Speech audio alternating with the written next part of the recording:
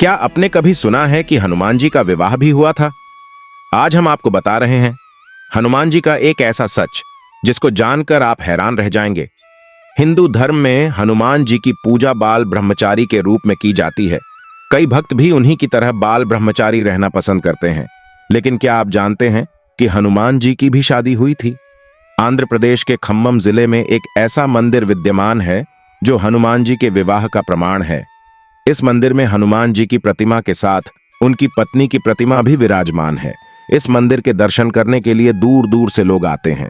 मान्यता है कि हनुमान जी के उनकी पत्नी के साथ दर्शन करने के बाद पति पत्नी के बीच चल रहे सारे विवाद समाप्त हो जाते हैं। यह पुराना मंदिर सालों से लोगों के आकर्षण का केंद्र रहा है। जानकारी के अनुसार स्थानीय लोग ज्येष्ठ शुक्ल दशमी को इस मंदिर में हनुमान जी का विवाह उत्सव मनाते हैं। पराशर संहिता में हनुमान जी का किसी खास परिस्थिति में विवाह करने का वर्णन है। इस संबंध में कथा है कि हनुमान जी ने भगवान सूर्य को अपना गुरु बनाया था। हनुमान जी भगवान सूर्य से अपनी शिक्षा ग्रहण कर रहे थे। सूर्य कहीं रुक नहीं सकते थे, इसलिए हनुमान जी को सारा दिन भगवान सूर्य के रथ के साथ साथ उड़ना पड़ता था और भगवान सूर्य उन्हें तरह तरह की विद्याओं का ज्ञान देते थे। लेकिन हनुमान जी को ज्ञान देते समय सूर्य के सामने एक दिन धर्म संकट खड़ा हो गया। सूर्य देव ने हनुमान जी को अष्ट सिद्धियों की विद्याएं तो सिखा दी, परंतु नव निधियां सिखाने में सूर्य देव को कठिनाइयां आने लगीं। कुल 9 तरह की विद्याओं में से हनुमान जी को उनके गुरु ने 5 विद्याएं तो सिखा दी, लेकिन बची 4 तरह की विद्याएं और ज्ञान ऐसे थे जो केवल किसी विवाहित को ही सिखाए जा सकते थे। हनुमान जी पूरी शिक्षा लेने का प्रण कर चुके थे और इससे कम पर वे मानने को राजी नहीं थे।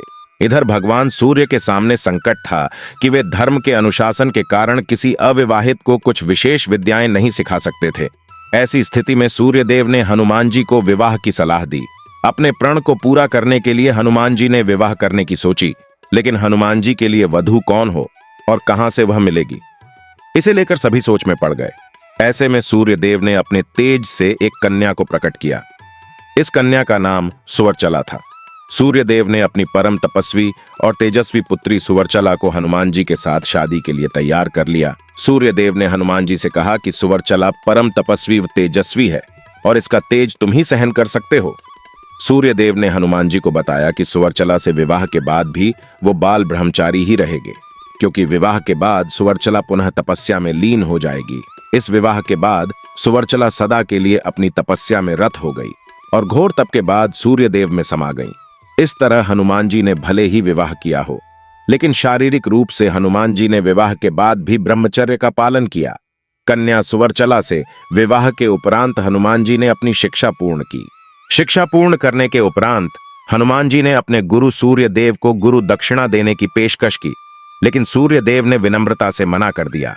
हनुमान जी ने आकाश में सूर्य देव की गतिविधियों का अनुकरण करते हुए प्रतिदिन सूर्य नमस्कार करके अपने शिक्षक का सम्मान करने का फैसला किया।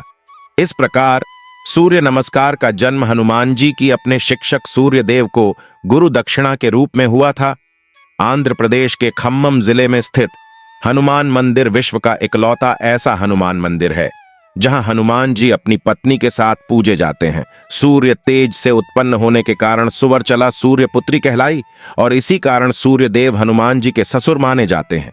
आपको यह जानकर आश्चर्य होगा कि ब्रह्मचारी होने के बावजूद हनुमान जी एक पुत्र के पिता भी थे।